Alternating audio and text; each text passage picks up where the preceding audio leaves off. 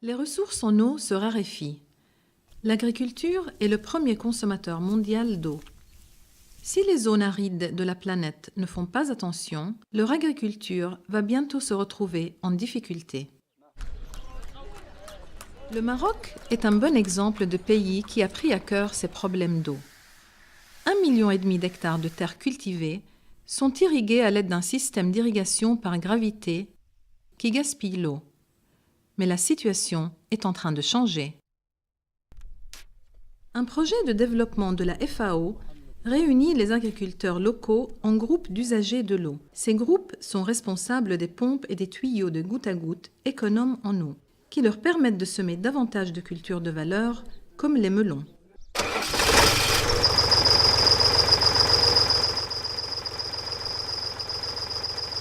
L'agriculteur Bouchaïb El Marnaoui est satisfait de sa nouvelle irrigation au goutte à goutte. Dieu merci, avec ce système de goutte à goutte, les cultures ont vraiment bien poussé. Nous avons économisé sur la main-d'œuvre et les intrants, tout en augmentant les rendements.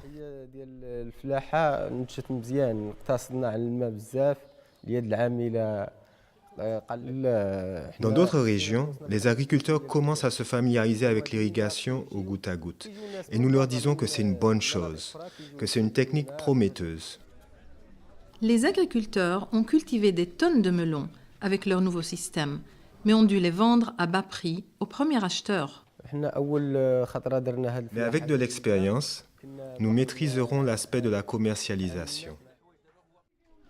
La femme de Bouchaïb, Dawiya, trouve que l'irrigation au goutte à goutte réduit le travail. Maintenant, j'ai plus de temps. Je rentre pour m'occuper de ma maison et de mes enfants.